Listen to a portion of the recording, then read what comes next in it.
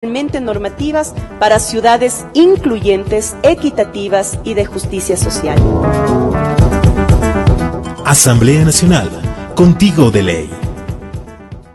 Esta fue una cadena nacional. Exa FM 8:3. Sí, son las 8 de la mañana con 3 minutos. Estaba tratando de ubicar el artículo de la Carta Política que otorga permisividad para participar en una contienda electoral en el caso que este momento debe ocuparnos. Es el artículo 64. Muchas gracias, doctor, para conocimiento de toda la colectividad. Ya, muchas gracias. Villavicencio, se refieren a Fernando Villavicencio, ve coincidencia entre comillas en su sentencia de insolvencia. Bueno, el activista ha informado que pagará la deuda a Correa bajo protesta y creo ha anunciado su candidatura a la Asamblea. Entonces, creo que este tema está salvado porque esto sí es como de última hora. A la final va a pagar, doctor Medina. Pero ¿tenía o no tenía la obligación de quedar con el Estado, así sea afectado por una injusticia, por una dedicatoria, como quiera verse desde el lado político y hasta del lado legal? ¿No era necesario, si era necesario, para que no haya una zancadilla de última hora de parte del gobierno, que es muy aficionado a ese tipo de actitudes, y que en un momento dado el hombre no pueda ser registrado como candidato a la legislatura del próximo año? ¿A usted cómo le ha parecido este caso? ¿Ve que hay una coincidencia en su sentencia de insolvencia? ¿Cómo así le salen le rematan con esta declaratoria de insolvencia? ¿Se llama declaratoria o es una sentencia, doctor Medina? Muy buenos días. Y buenos días a los otros invitados. Ya mismo está aquí el doctor Rafael Ollarte y quiero saludar, está aquí el doctor Carlos Fernández, que también hizo un aparecimiento en un medio de comunicación como el diario La Hora, muy importante en nuestro medio. Doctor Medina. Gracias, Gonzalo, por la invitación. Creo que hay que empezar haciendo una precisión de orden jurídico.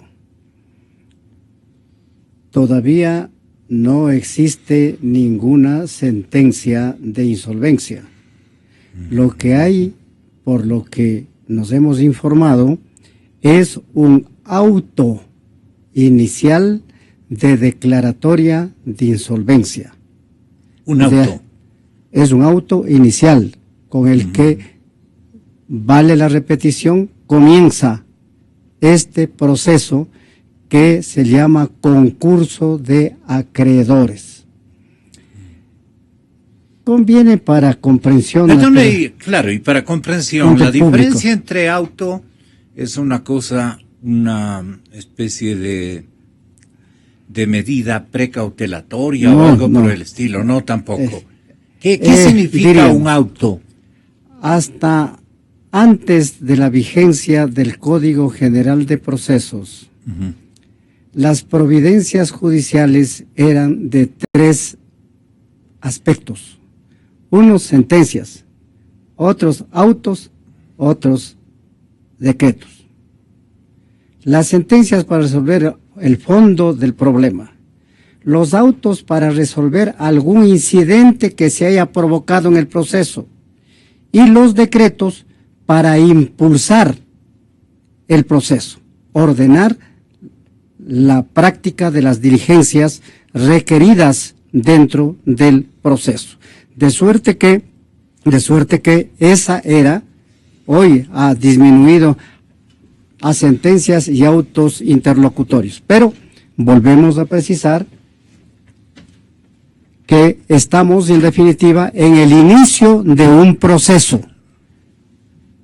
Por eso es que no podemos hablar de una sentencia todavía. Pero vale que para la comprensión precisamente del público y en tratándose de un asunto complejo, como es este llamado concurso de acreedores, que termina con que empieza con la declaratoria de insolvencia o de quiebra. ¿Qué es lo que significa conceptualmente la insolvencia? La insolvencia es la situación de una persona que no ha cumplido sus obligaciones luego de un pronunciamiento judicial. El pronunciamiento judicial termina con sentencia en firme. Luego de la sentencia, si es condenatoria a pagar, se hace una liquidación.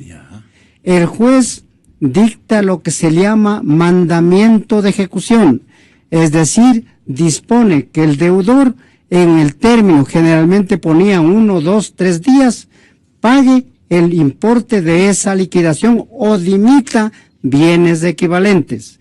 Si es que el deudor requerido con el mandamiento de ejecución no pagaba dentro del término establecido por el juez o no dimitía bienes, es decir, no ponía a disposición del juzgado los bienes con cuyo remate se pagaba la obligación, viene ya este otro proceso de insolvencia. Hasta ahí. Doctor Medina, perdone usted, pero parece que Fernando Villavicencio y sus abogados van a hacer ya una cancelación bajo protesta. Es decir, ya la cosa tomó otro giro. Pero mientras tanto, el doctor Carlos Fernández, cuando consultado que fuera por el diario La Hora, le dicen a usted, ¿qué le parece a usted, doctor Fernández, esta declaratoria de insolvencia? ¿Le impide al señor Villavicencio ser candidato a la presidencia de la República? El jurista aquí presente responde y dice, vea, la situación de la declaratoria de insolvencia implica una especie de muerte en vida. ¿Qué es eso, doctor? Muy buenos días, doctor Fernández. Buenos días. Muerte en vida.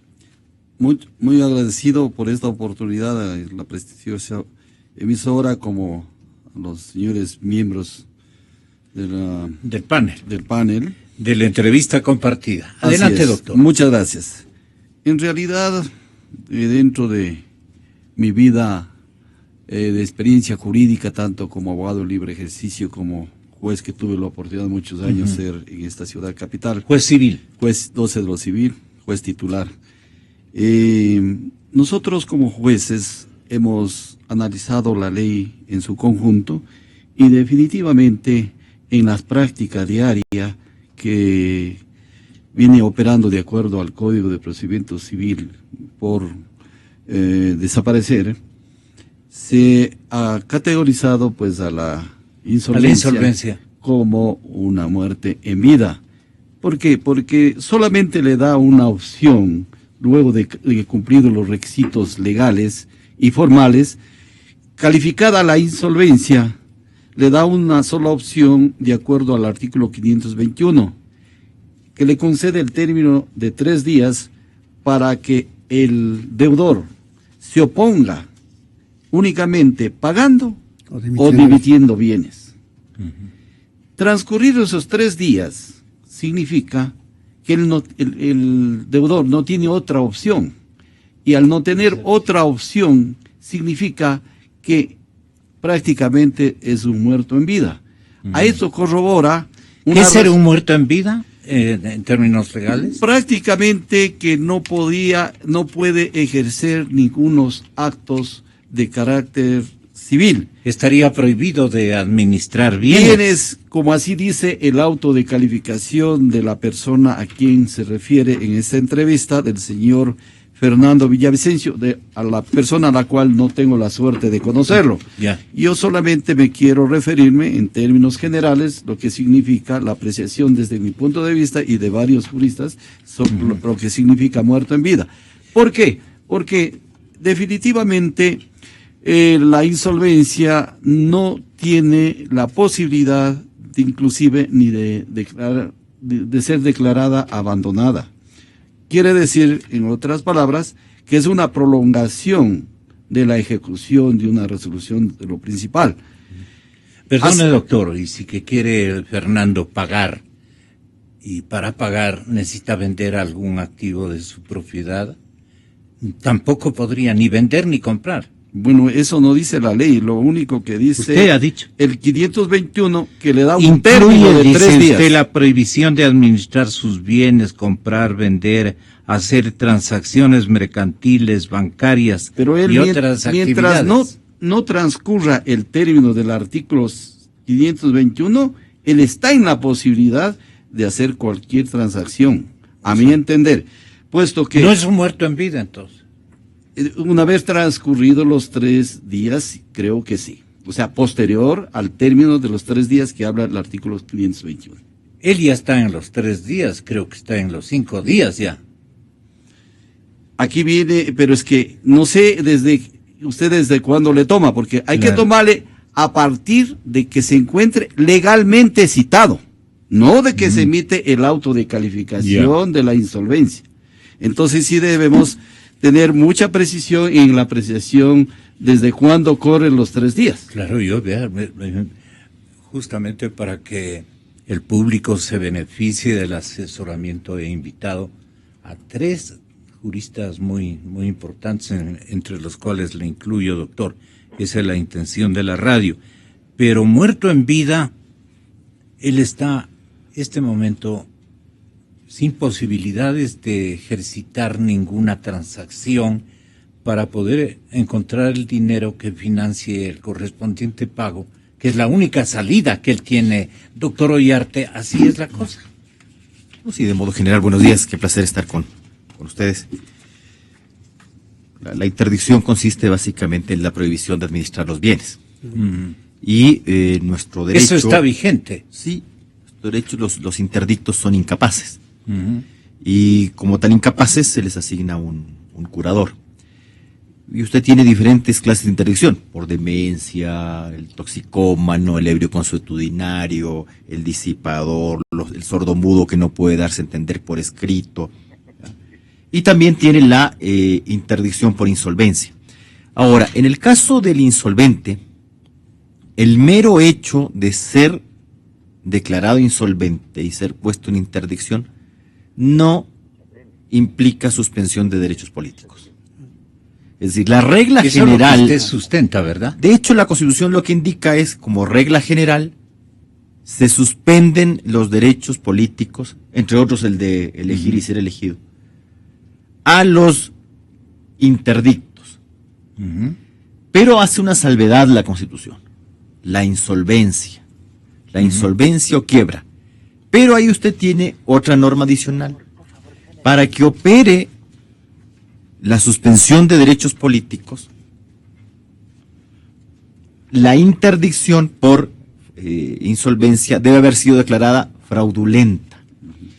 Usted tiene usted tiene 3 clases de insolvencia. La insolvencia fortuita, la insolvencia culpable y la insolvencia dolosa o fraudulenta. El insolvente fortuito es aquel que no pudo prever, un imprevisto, no pudo pagar, no puede dimitir bienes, es decir, se ha quedado sin dinero. Esa persona naturalmente queda en interdicción, pero sus derechos políticos quedan a salvo. Si la insolvencia, en cambio, es culpable, es decir, si la persona no ha podido pagar sus acreencias, porque es un descuidado, porque ha disipado su dinero, si bien, ahí vamos a hacer una cuestión, que en no principio, por esta razón, no estarían suspendidos los derechos políticos. Sí lo sería, en cambio, si la insolvencia es declarada penalmente como fraudulenta o dolosa, es decir, que hubo malicia en el fallido para perjudicar a los acreedores. Es decir, usted lisa y llanamente se hace el que no tiene, no quiere pagar, se forma el concurso de acreedores, no. Entonces ahí le pueden declarar fraudulenta. ¿Quién decide aquello? Juez penal. El juez en penal. materia penal. Ahora, pero ahorita ¿qué ocurre? No, todavía no pasa absolutamente nada. ¿Ya? Cuando se declara la insolvencia, se tiene que remitir autos a la fiscalía para que se inicie la investigación, ¿ya? Y eventualmente culminar con una sentencia condenatoria, porque tanto la insolvencia culpable como la insolvencia fraudulenta son punibles en Ecuador. La culpable con una sanción menor, recuerdo de 1 a 3 años, la otra llega hasta los 5 en caso de la fraudulenta. Pero en cambio, pero si usted ha sido puesto en interdicción por insolvente fraudulento, primero tendrá que satisfacer la pena correspondiente. Y luego quedará suspendido sus derechos políticos. ¿Hasta cuándo? Hasta que sea rehabilitado. ¿Y cuándo es rehabilitado? Cuando paga. ¿Ya? Qué duro, ¿no? En cambio, si la insolvencia es solo culpable, mientras usted está cumpliendo la condena, no por la insolvencia, sino por el cumplimiento de la pena privativa de libertad, están también suspendidos sus derechos políticos. Pero cuando cumple la condena, se rehabilita, según la Constitución. En cambio, si la insolvencia es fraudulenta, el cumplimiento de la pena no le rehabilita porque ha sido declarado insolvente fraudulento. Tendría que pagar y ser rehabilitado por el juez. Ninguno de esos eventos se ha producido. Doctor Medina, Villavicencio, Fernando, compañero periodista de investigación, ve con coincidencia su sentencia, que no hay tal, no es sentencia, no hay todo. Es ni en lo civil ni en lo penal, menos en lo penal. Así es un auto, es un paso. Es un paso Es un inicial. paso, para que entendamos los ignorantones en materia jurídica. Entonces la coincidencia es la que le molesta y le preocupa, porque ¿cómo así me lanzan esta sentencia? No, Fernando, no es todavía una sentencia de insolvencia. Le digo yo, ¿cómo le han explicado sus abogados? Fernando, buenos días. Perdone, doctor. Buenos días, Gonzalo, y a los destacados juristas que se encuentran en la radio. Bueno, después de escuchar al doctor Ollarte, esta cátedra de Derecho, mi corazón late más tranquilo, pero en Derecho, luego de escuchar al doctor Ollarte y a otros abogados. Perdone, pero el doctor Medina es el que primero nos hizo entender de que no había sentencia, y eso es muy importante, porque con sentencia usted ya no podría inscribir su candidatura. O incluso, a ver, vamos explicándole. Fraudulenta, eso es, hay que clarificar. Uno es el aspecto civil, otro el aspecto penal. El aspecto civil tiene consecuencias. La consecuencia es la insolvencia. ¿Qué implica la insolvencia?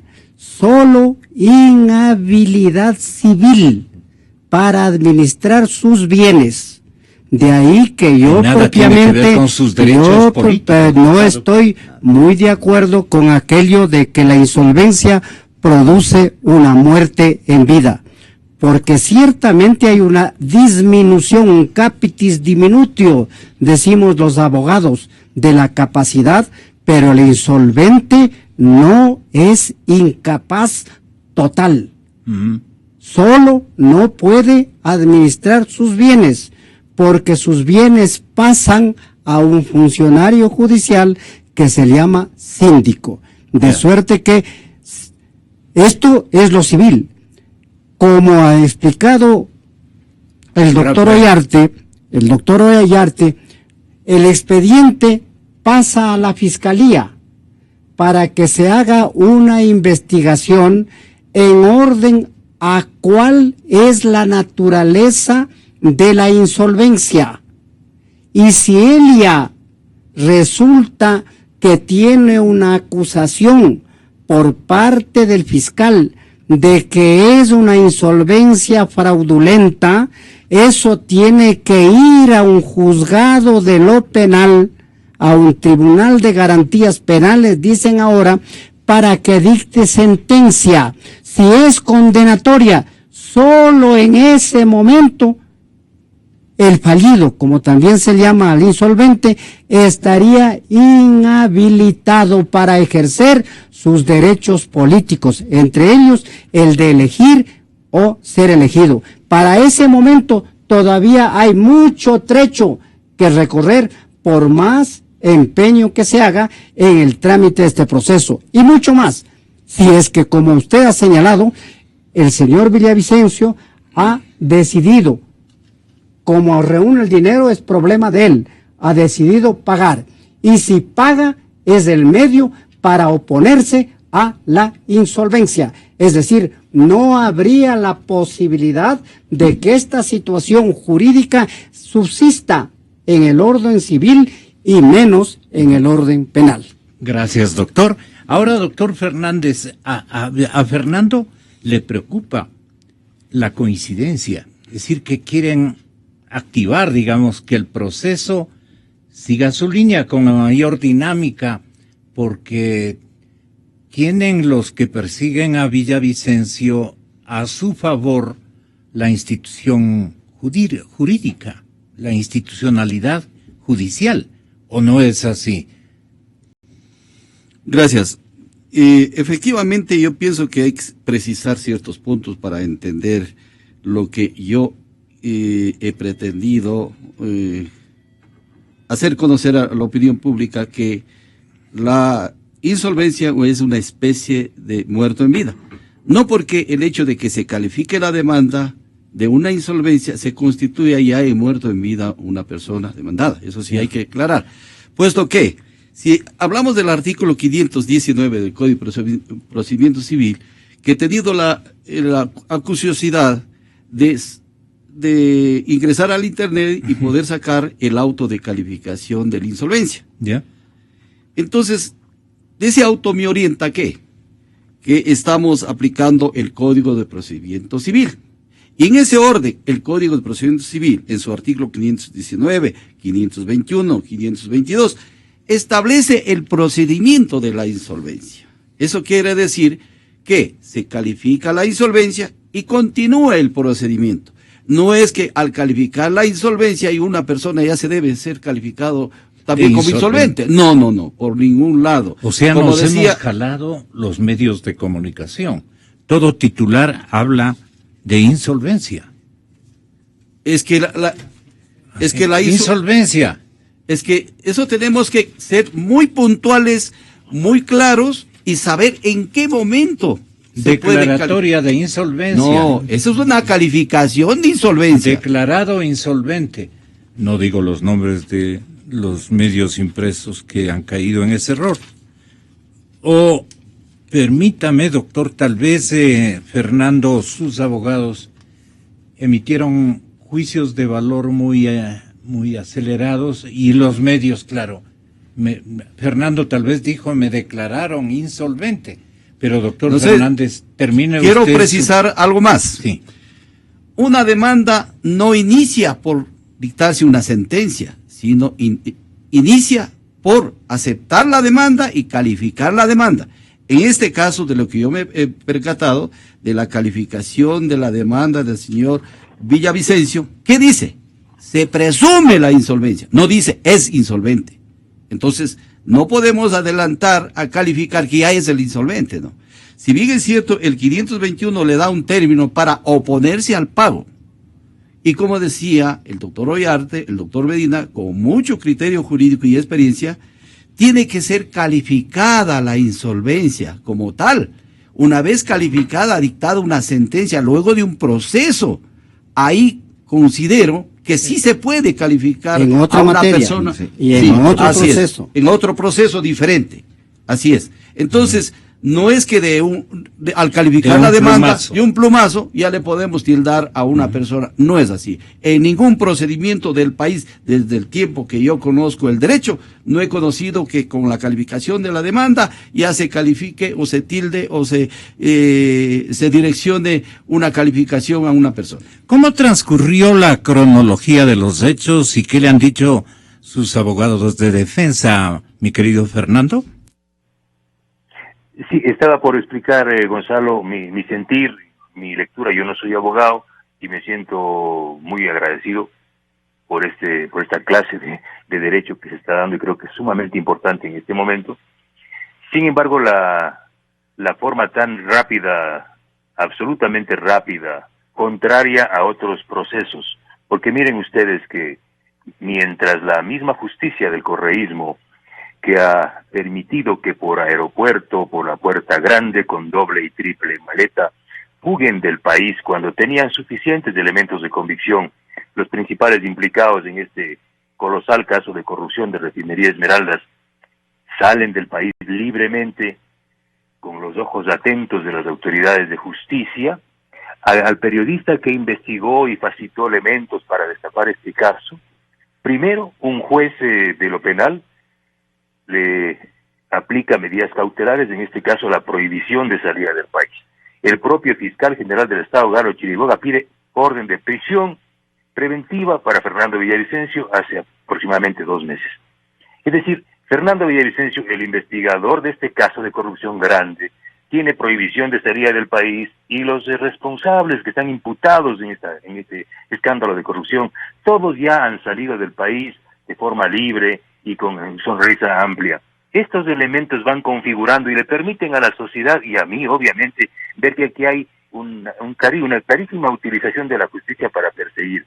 Miren ustedes, a día seguido de que el señor Guillermo Lasso, independientemente de que apoye o no a Guillermo Lasso, anuncia que Fernando Villavicencio lideraría la lista de asambleístas de la provincia de Pichincha, a día seguido este juez, y mire que la notificación sale del juzgado a las 21:40, es decir, no sé si trabajan horas de extra, yo no sé muy bien cómo funciona eso, pero aquí es muy importante que los abogados que están en panel puedan explicar qué significa esto. Miren ustedes, el juez hace 2 meses, cuando inició este proceso, señaló que Fernando Villavicencio tiene que cancelar $141,000, porque el proceso fue iniciado solo contra mí, no contra Clever Jiménez ni contra Carlos Figueroa.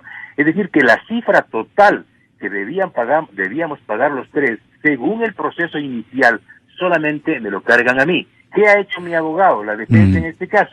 Señor juez, sírvase señalar cuál es la cantidad exacta que debe pagar el señor Villavicencio. Y vean lo que acaba de emitir en este fallo del juez, que algunos lo consideran una sentencia anticipada, yo no sé. El señor juez acaba de decir que Fernando Villavicencio, y ese es el término exacto, por lógica matemática, debía saber que dividiendo 141,000 para 3, me corresponde 47,307. O sea, yo les pregunto a los abogados que están en panel, si yo, por lógica matemática, supongamos que yo soy un pésimo matemático, que nunca estudié matemática, perdí todos los años en matemática, y me falló el cálculo, entonces mi lógica matemática me dice que tengo que pagarle $3. Yo les pongo este rato a consideración de ustedes, ¿les parece procedente, digno de un juez, que lo firme, que ponga en escrito que el demandado, en este caso, por lógica matemática tenía que saber que debo pagar 47,300? A mí realmente me asusta ese procedimiento. @democracia es un tuit. Doctor Ollarte. Doctor Ollarte desconoce la forma torcida que el juez civil ha venido juzgando, por tanto la insolvencia apunta a inhabilidad. Esto lo escribe Milton Castillo. Doctor Ollarte, la consulta que le acaba de formular muy respetuosamente Fernando Villavicencio, ¿qué respuesta o aclaración le corresponde que usted tenga la bondad de explicarla? A ver, no entendí la. Sí. Lo que dice Fernando, ¿qué es lo que le consulta Fernando para que estemos? Si me corresponde a mí, por la lógica matemática que señala el juez, establecer cuánto tengo que pagar. Eso es lo que me dice el juez. El señor Villavicencio se ha confirmado que no ha pagado ni ha dimitido bienes. Y el señor Villavicencio sabía, por lógica matemática, dice el juez, la providencia, que yo tenía que pagar 47,300, que es la cantidad que resulta de dividir $141,000 para 3. No, para nada. Eso no es así. Es decir, yo no le puedo pedir al procesado que adivine, pues. Ni siquiera que él haga el cálculo. O sea, a mí me puede parecer clarísimo que es, por ejemplo, 150 dividido para 3 son 50. ¿Quién tiene que sentar la cifra? ¿Quién tiene que sentar la cifra? Expresamente, pues no me puede poner a mí a decir, pagará cuanto usted crea. Porque puede estar puede estar en lo cierto, o sea, puede ser muy fácil la operación matemática. En este caso, 140 y no sé cuántos dividido para 3, tanto. Sí, pero eso tiene que estar ordenado, pues, en la providencia judicial, pues. No le puede decir a usted, usted sabía que tenía que ser tanto. Mira. No, tiene que decirle al procesado a cuánto asciende la deuda que tiene que pagar. Habrán o no habrán intereses, que si yo estará o no estará liquidado. Es decir, uno no va a estar adivinando tampoco. Ahora, Fernando, ¿cuál es su situación hasta este momento? Bueno, mire, mi situación... ¿Usted ha pagado algo? Como el país recuerda, Gonzalo, hace algunas semanas, por iniciativa ciudadana, se planteó la posibilidad de hacer aportes desde la ciudadanía para pagar este anhelo del presidente de contar con más recursos. Nosotros abrimos una cuenta en el Banco del Pichincha y hay importantes aportes. Todavía no se completa la cifra que se esperaba, pero hay importantísimos aportes. Es más, ya algunos ciudadanos han depositado en la cuenta de la función judicial establecida por orden de juez. Entonces mi decisión es que el presidente... ¿Pero cuánto le está exigiendo al juez que pague, que deposite? $47,300. Esa cantidad sé desde ayer. Porque usted debió haber sabido que era así. Qué chistoso. Porque el juez me dice que yo, por mi lógica matemática, debía saber que era así, lo cual me parece realmente increíble, ¿no? O sea, recién a partir de ayer yo sé que tengo que pagar $47,307. Entonces, porque si yo quería pagar antes, ¿cómo pagaba? No tenía una cantidad. Entiendo que además el juez tiene que pedir un peritaje, y no es el juez sino un perito. No sé si estoy equivocado, ¿quién debe establecer? Además, no sé si hay intereses de mora, que entiendo debe haber. Doctor Fernández, si usted le estuviera defendiendo a mi compañero Villavicencio, ¿qué le diría usted o cómo le reprendería al juez? Gracias. En primer lugar, no le reprendería al juez. En segundo lugar, solamente dentro del plano jurídico, yo quiero precisar algo que es importante para poder contestar su pregunta. Un juez, ¿qué es un juez?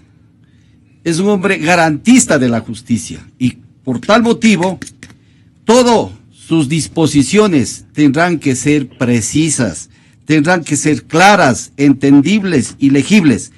En el caso que nos ocupa al momento, si el señor juez es el titular de la judicatura, él tenía que en su providencia disponer tal cantidad que pague a tal persona demandada, sin referirme al señor Villavicencio, pero si es que es un insolvente, decir señor tal X o Perico Pérez, lo que sea, decir usted tiene de acuerdo al artículo 521 del Código de Procedimiento Civil, el término de 3 días para pagar exactamente la cantidad que debe pagar, porque en derecho nada se sobreentiende, esto sí hay que ser claro.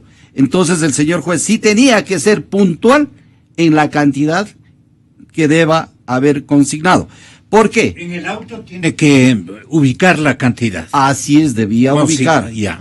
¿Y por qué? Porque es una disposición, es algo mandatorio. Y el único que puede disponer eso es el juez. Y el juez no puede, él decir se sobreentiende, no, porque como ya he manifestado, he sido claro, en derecho nada se sobreentiende. Ok.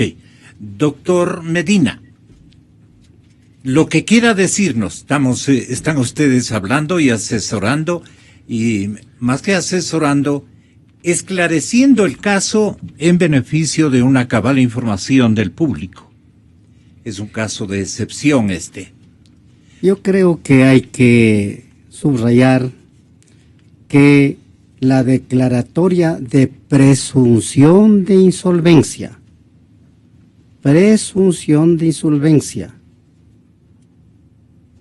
solo produce efectos civiles limitados en cuanto a la capacidad de la persona que está incursa en esa declaratoria. Y que esa declaratoria, que tiene efectos civiles limitados, no tiene efectos en materia de los derechos políticos, mientras otro juez, en otro procedimiento de otra naturaleza, que es el procedimiento penal, no declare fraudulenta la insolvencia, lo cual naturalmente es otro momento. Por eso es que creo que hay apresuramiento en decir, o sea, lo que decimos familiarmente o en nuestra tierra, en nuestra jerga, así es, provinciana, apuradito el juez, apuradito. ¿Por qué? Exactamente, porque mire, cuando le dice, oiga, señor fiscal, ¿por qué usted no ordenó la detención de Carlos Pareja Llanuselli si tenía ya suficientes elementos? Y le sale a decir incluso el presidente de la Comisión de lo Jurídico de la Cámara, le dice, señor fiscal, yo le entregué a usted, etcétera, etcétera, eso presuponía, yo le mandé el documento, parece que no me ha llegado, qué sé yo. Mire lo que dijo el fiscal ayer. Primer hecho, todas estas investigaciones comienzan el 10 de mayo. Caso Alex Bravo Vaquerizo. Ahí el delito que se persigue es un delito de cohecho.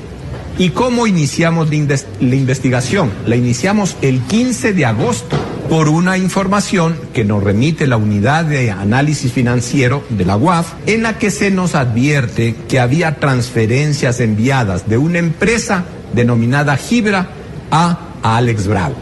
En ese momento no sabíamos quién era el propietario de Alex Bravo. Al día siguiente, el 16 de abril, solicitamos la detención de José Antonio Vaquerizo Zambrano, Juan Andrés Vaquerizo Escobar, Jaime Alberto Vaquerizo Escobar y Humberto Edmundo Guarderas. Y recibimos el 29 de septiembre la información que usted acaba de referir, esto es los depósitos de Gibra a las cuentas del señor Carlos Pareja. Este es un caso totalmente diferente, pero en el ritmo que imponen las autoridades de este régimen, porque es todo un gobierno, de este gobierno se debería decir, pero no hay cómo, porque las funciones del Estado son independientes, dicen ellos, pero nosotros en toda una década hemos visto que son lo mismo. Entonces, para unos un ritmo y para otros otro ritmo. ¿Cómo le parece a usted, doctor Royarte? Pues parece que se evidencia en este caso el auto de calificación es de 4 de agosto y la inhabilitación del fallido, dice, es el 18 de octubre. Mire que estamos deficientes, ¿no?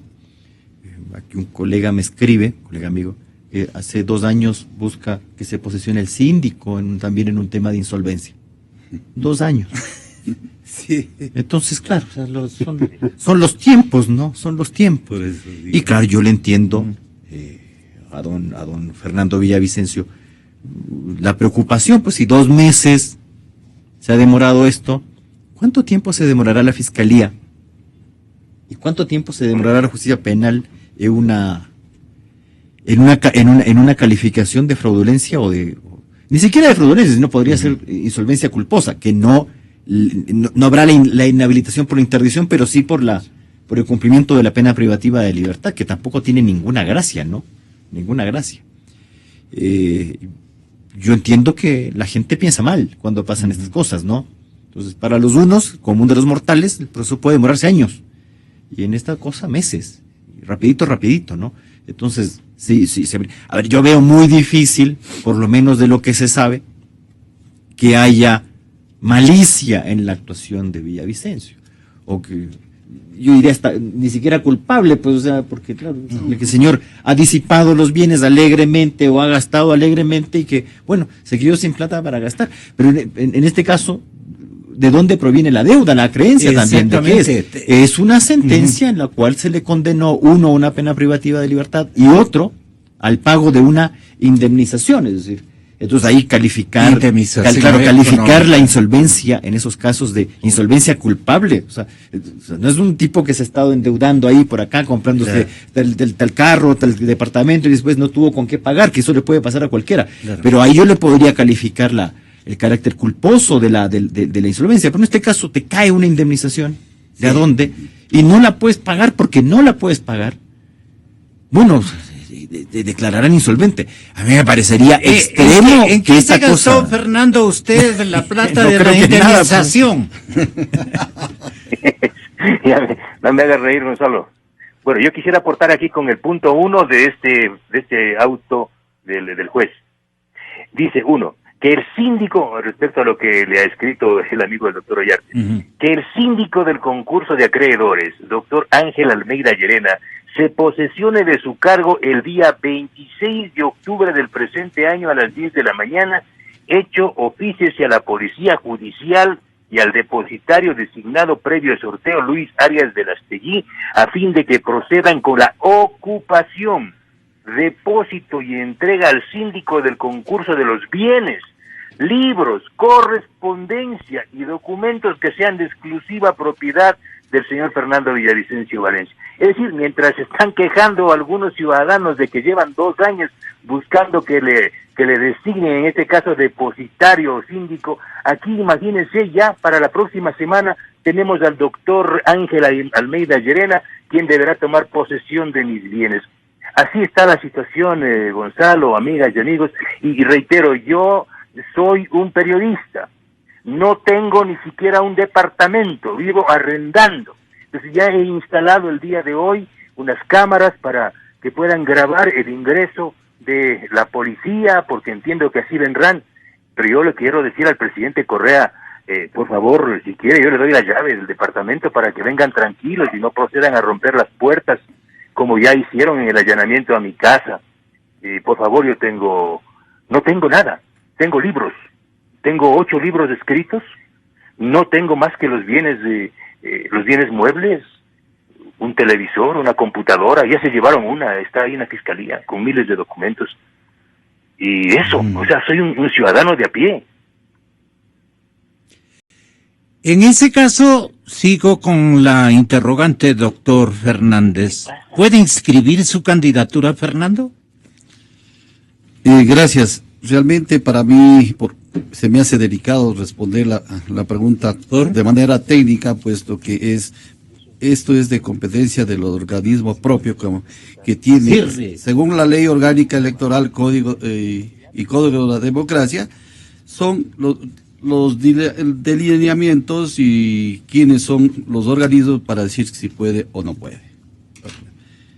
¿Y usted, doctor Medina? ¿Puede o no puede inscribir su candidatura Fernando Villavicencio? Yo he señalado creo que es con suficiente claridad, así es, que esa declaratoria de presunción de inocencia con todos los operativos que no afecta el cuadro de garantías, produce un efecto parcialmente en la capacidad del declarado fallido, como se llama nuestro código, para administrar sus bienes, cuya administración de sus bienes pasa al síndico.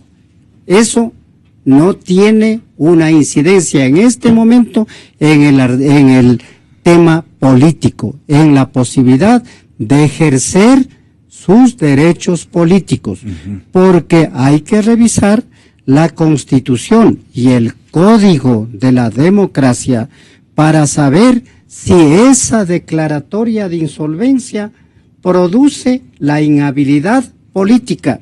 Y ya se ha señalado, el artículo 64 de la Constitución dice que produce una suerte de inhabilidad, salvo en la declaratoria de insolvencia, a menos que ella haya sido calificada como fraudulenta. Literalmente el 64 dice: el goce de los derechos políticos se suspenderá, además de los casos que determina la ley por las razones siguientes: interdicción judicial mientras ésta subsista, salvo en caso de insolvencia o quiebra que no haya sido declarada fraudulenta. Y 2, sentencia ejecutoriada que condene a pena privativa de libertad mientras ésta subsista. El uno tiene más relación con el caso que el dos. Así es, pero hay necesidad de explicar claramente. La declaratoria de inhabilidad, de interdicción judicial, implica un pronunciamiento judicial. Por ejemplo, si es que alguien es ebrio consuetudinario, sus familiares piden que se declare interdicto y por tanto en incapacidad de administrar sus bienes, y se le nombre un representante que se le llame curador. Pero esta misma disposición constitucional deja a salvo el caso de la declaratoria de insolvencia, a menos que ella haya sido declarada fraudulenta. Según esta disposición, en este momento, ese pronunciamiento judicial no provoca inhabilidad política para el ejercicio de sus derechos políticos. Estamos en el segundo caso. Pero la segunda intención potencial que tenga el gobierno a mí me parece va a seguir transitando en este mundo político hasta el momento en que ya él ha registrado su candidatura y le digan, usted ya no puede ser, queda descalificado porque este proceso avanzó hasta tal punto. Ahí también hay que, ya calificada una candidatura, no se la puede descalificar. Gracias, doctor, eso era muy importante. Que es elegido el cuerpo colegiado al que se le elige, puede hacer un pronunciamiento de habilidad o inhabilidad para ser ya miembro de ese cuerpo colegiado, pero estamos en momentos diferentes. Claro que puede haber habido en esto que usted llama rapidez en los pronunciamientos judiciales, el producir una sensación de inhabilidad, pero no se revisó adecuadamente las normas constitucionales y legales que no establecen para este momento, subrayamos, para este momento, inhabilidad para ejercer los derechos políticos. Entonces viene la segunda parte, los efectos de una sentencia penal condenatoria. Si es que hay una sentencia penal condenatoria que implica investigación fiscal y pronunciamiento del juez con los correspondientes recursos, si es que hay una sentencia penal condenatoria en firme, ese afectado queda inhabilitado políticamente para ejercer los derechos políticos mientras dure la condena. De suerte que son situaciones absolutamente diferentes en el orden jurídico que seguramente no se los analizó adecuadamente al momento de esos pronunciamientos. Rafael Ollarte, señor doctor, terminamos. ¿Cómo queda la cosa entonces? Esta perspectiva o posibilidad de que en un momento dado, incluso ya registrada la candidatura, ganada la elección, la ciudadanía ya ha convalidado y le ha nombrado legislador de la República, y sale el juez penal sale con alguna cosa. ¿Cómo tendría que reclamar Fernando Villavicencio la licitud de todo lo actuado en términos de sus derechos políticos? A ver, sin ambajes, sí puede ser candidato. Ya. Cumple los requisitos, hasta donde se sabe es ecuatoriano.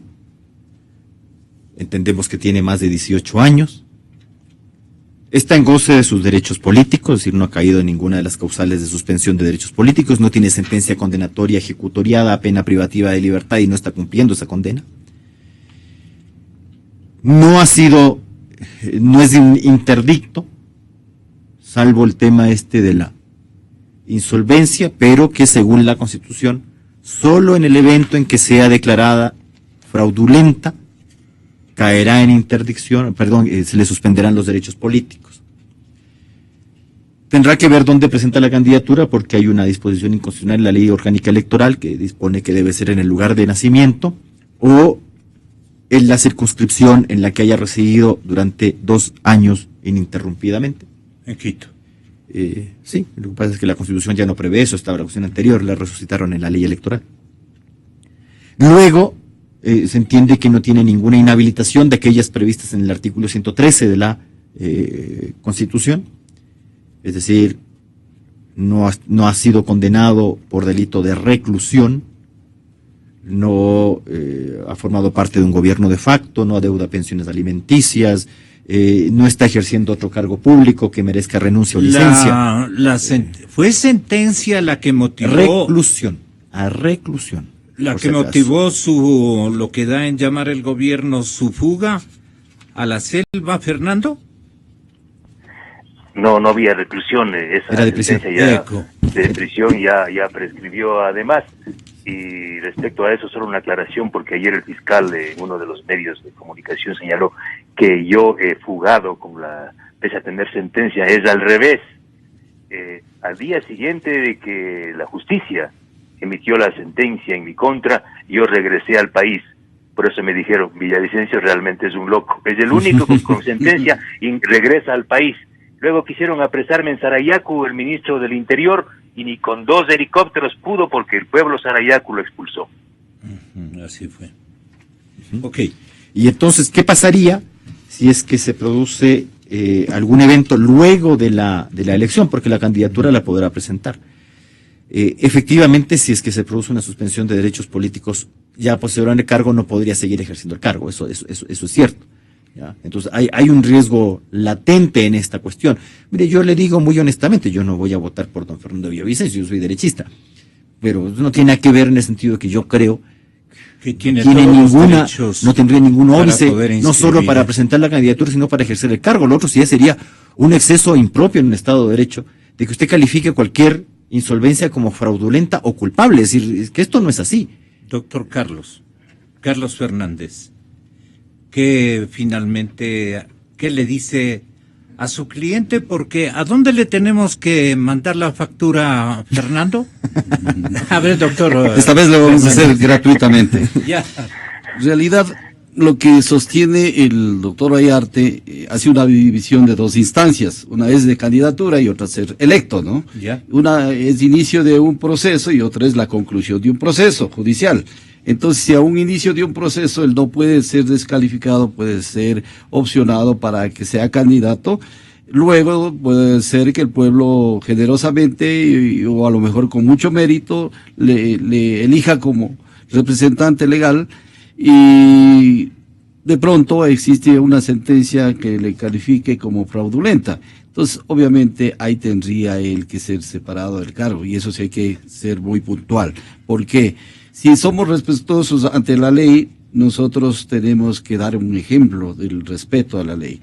En cuanto al fondo, yo no quiero analizar porque no conozco, simplemente en todo lo que es una apreciación